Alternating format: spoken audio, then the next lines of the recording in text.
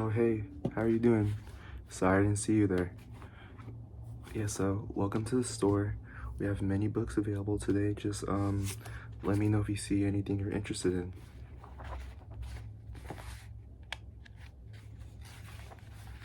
So yeah, right here I have Confession of a Buddhist Atheist.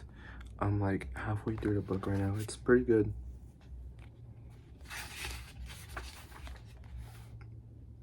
Yeah, I'd highly recommend it.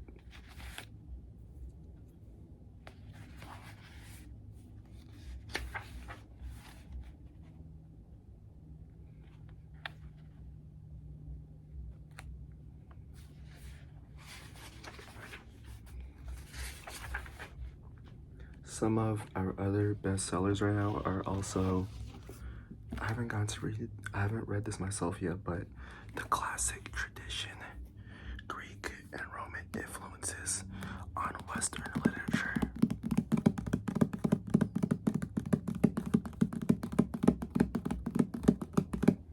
And we also sell manga too. And we have volume 6 of Chainsaw Man. Yeah, this one's selling really good right now also.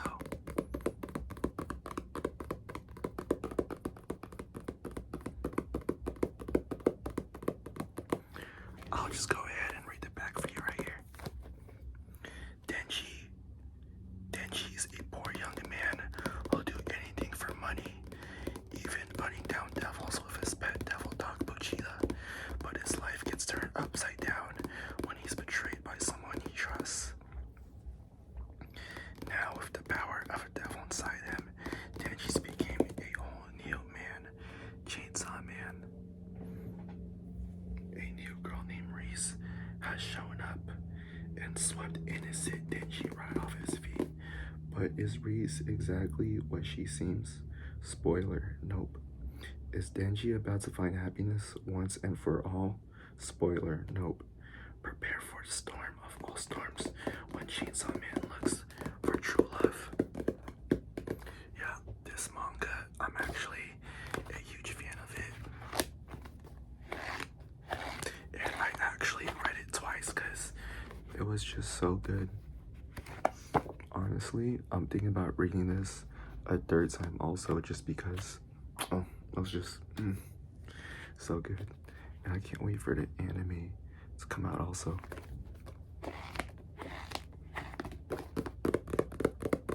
But yeah, artwork, story, and it's pretty funny. It's just overall really, really good. I know the anime is gonna be crazy too. But yeah, were you interested in any of these books by chance?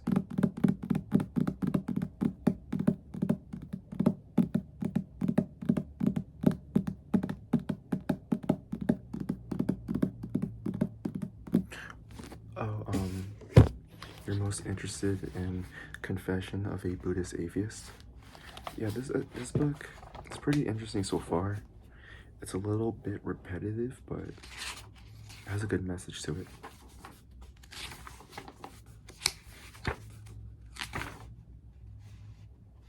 Do you want me to read you a little bit of the preface, just so you could cop a feel of the book? Oh yeah, I got you. So it's right over here.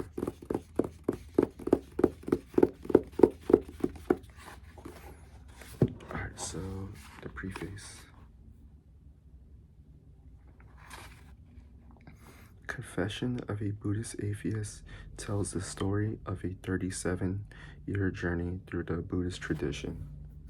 It begins with my encounter in India at the age of 19 with the Dalai Lama and the teachings of Tibetan, I think that's pronounced it, Tibetan Buddhism, and concludes with the reflections of a 56-year-old secular, non-demonical lay Buddhist living in rural France.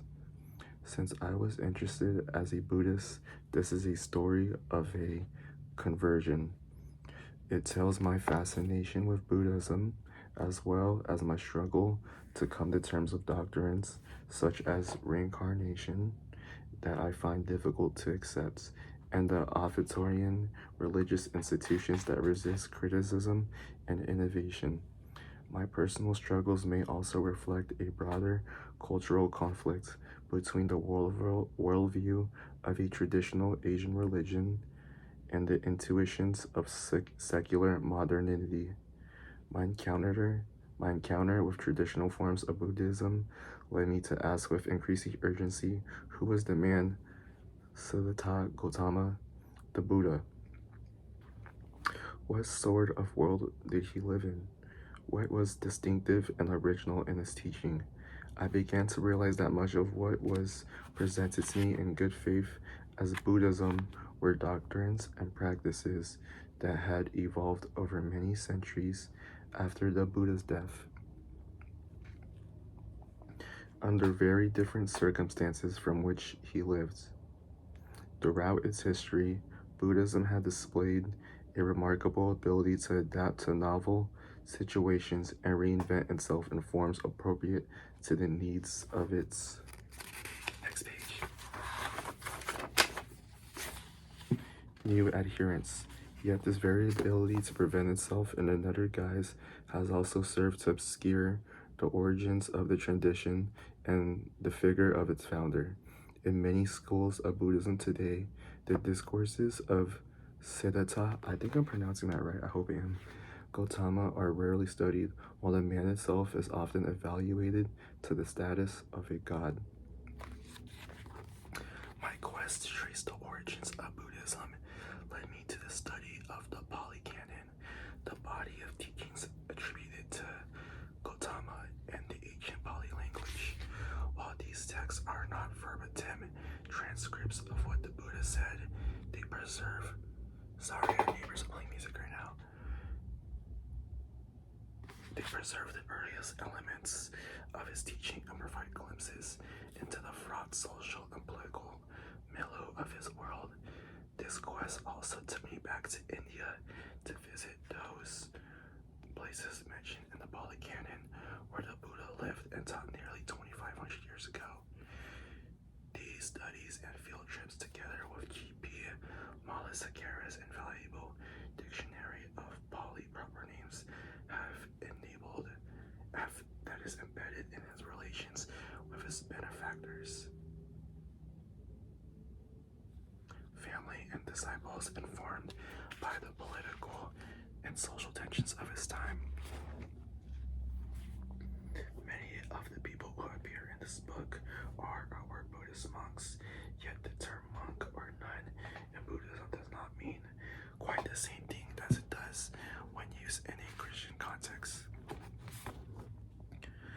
The Pali word monk is bhikkhu, which literally means beggar.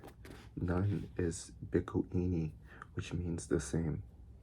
A bhikkhu or bhikkhuni is one who has dropped out of mainstream society in order to devote him or herself to the practice of the Buddhist teaching. On receiving ordination, bhikkhus and bhikkhunis take more than 200 vows. 200 vows? I lost where I was. Many of them minute behavioral conventions. They commit themselves to a life of chastity and poverty, but traditionally at least are encouraged to lead a wandering life and survive by begging alms. In addition to pursuing a life of simplicity, solitude, and contemplation, the bhikkhu or bhikkhuini will also teach when invited to do so, and provide counseling and pastoral care to those in need. Buddhism makes no distinction between a monk and a priest. I was a Buddhist monk, initially a novice but then a bhikkhu, for 10 years since disrobing. I have lived as a married layman because I do not belong to any Buddhist institution or tradition. I have no home in the Buddhist world. I have become a freelance itinerant teacher, traveling to where in the world I am invited to share what I have learned. Confession of a Buddhist Atheist is written from the perspective of a committed layman who seeks to lead a life that embodies Buddhist values within the context of secularism and modernity. I have no interest in preserving the dogmas and institutions of traditional Asian forms of Buddhism, as they possessed an intrinsic value independent of the conditions under which they arose. For me, Buddhism is like a living organism. If it is to flourish outside self-enclosed ghettos of believers, it will have to meet the challenge of understanding, interacting with, and adapting to an environment that is strikingly different from those in which it has evolved. Since this book is intended for the general reader, I have omitted all diacritical marks on polyterms. These are, however, included in the notes, appendixes, and glossary. So yeah, that's kind of why this book really interests me, is because his view on Buddhism and how he sees it as a ever-evolving form. He almost views Buddhism as a form of art. So it's pretty interesting stuff. Were you interested in this book at all? Yeah, we can read just maybe like the first page real quick.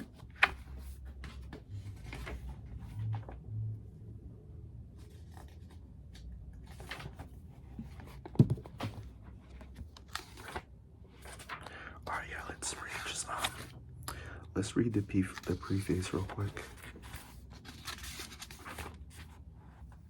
Alright, so here's the preface.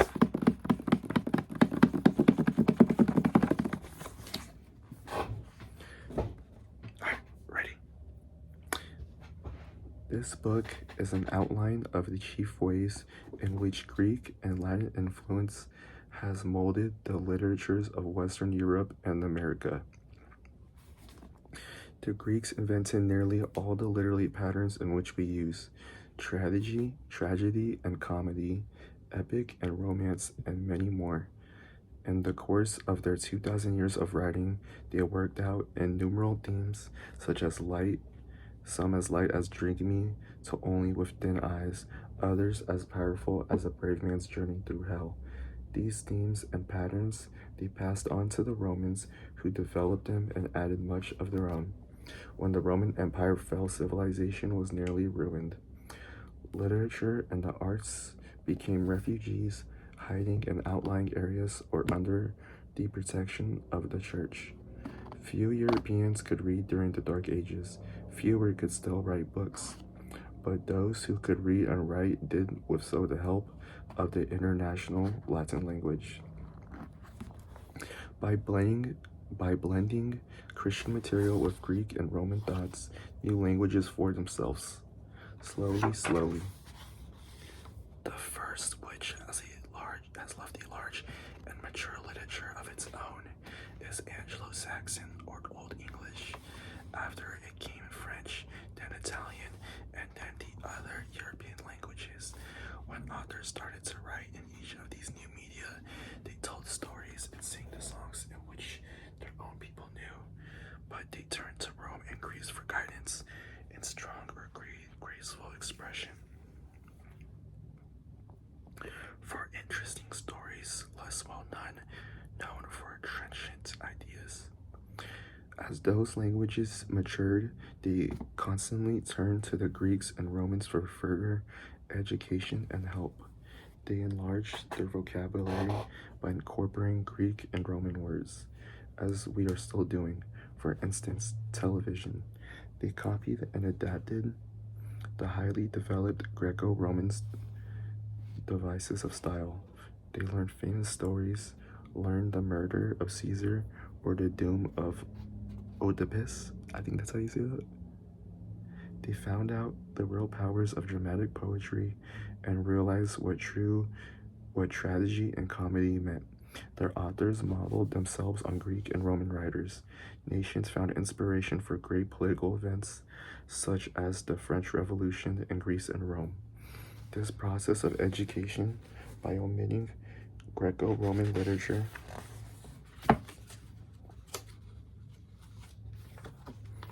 emulating its achievements, and adapting its themes and patterns, has been going on ever since our modern languages were formed.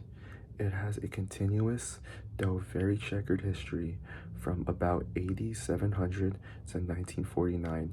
No single book could give a complete description of the process. As far as I know, there is not even an outline of its existence. This work is an endeavor to provide such an outline. There are a number of books which treat separate phases of this process. They discuss classical influence on the writers of one particular country or in one particular period, or they describe the changing fortunes of one classical author in modern times, showing how the Middle Ages neglected him, how he was rediscovered in the Renaissance and much admired, how he fell out of favor in the 17th and 18th centuries, and how he reemerged to inspire a new group of authors in the 19th and 20th centuries. These works are extremely useful, and I am indebted to their authors. It would be an enormous, a Sisyphean, I think that's how you say that, task to compile a bibliography of the whole subject. At least a volume as large as this would be needed. However, I would have mentioned in the notes a considerable number of books which I found useful, and I have added a short bibliography of the recent general surveys of various sections of the subject. From these, it should be easy to branch off and follow any particular channel which seems interesting. A great deal of the territory is still quite unexplored. All book titles and all quotations are given in English, unless some special reason intervenes. All translations, unless otherwise noted, are mine. The original text and the references will be found in the notes, in a book dealing with several different languages. I felt it might be distracting to have German phrases jostling French and Italian jostling Spanish.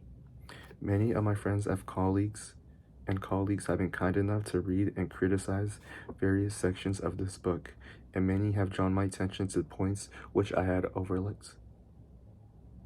I should like, in return for the salutary criticisms and constructive suggestions, to express my warm gratitude to the following: Cyril Bailey, Jean Albert Bede, Margaret Bieber, Dino Bigongari, William Braun, Oscar Campbell, James Clifford, D.M. Davin, Elliot V.K. Doby, Charles Everett, Otis Fellows, Donald Frame, Horace Fries, W.M. Frohock, Moses Otis, Alfred Arbich, Henry Hatfield, Warner Yeager, Ernest Kemp, A. Grout, Roger Loomis, Arnaldo Momicano, Frank Morley, Morcherie Hope Nicholson, Justin O'Brien, Dennis Page, R.H. Phelps, Austin Poole, Colin Roberts, Innie Scott Ryberg, Arthur Schiller, Kenneth Sissom, Herbert Smith, Norman Torrey, LaRue Von Hook, James Wardrop, T.J. Wardenbaker, and Ernest Hunter Wright. I am also grateful to a number of my pupils who have been so good as to make suggestions. In particular, Isabel Gabon and William Turner Levy. I have further to thank the members of the following staff of Columbia University Library, especially the following whose expert bibliographical knowledge has saved me many hours of searching: Constance Winchell, Jern McAllister, Charles Clark, Jane Davies, Alice Day, Carl Easton, Olive Johnson, Carl Reed, Lucy Reynolds, and Margaret Webb. And I must express my thanks to the librarian and the staff of St. Andrews University Library, who gave me the traditional Scots hospitality. One other debt, the greatest of all, is acknowledged in the dedication. And that's the whole preface right there. And yeah, so now that we have a general knowledge on each book, are you interested in any of these? pick between these two. I would highly suggest this one right here. You're gonna go with this one? Good choice. So there you go.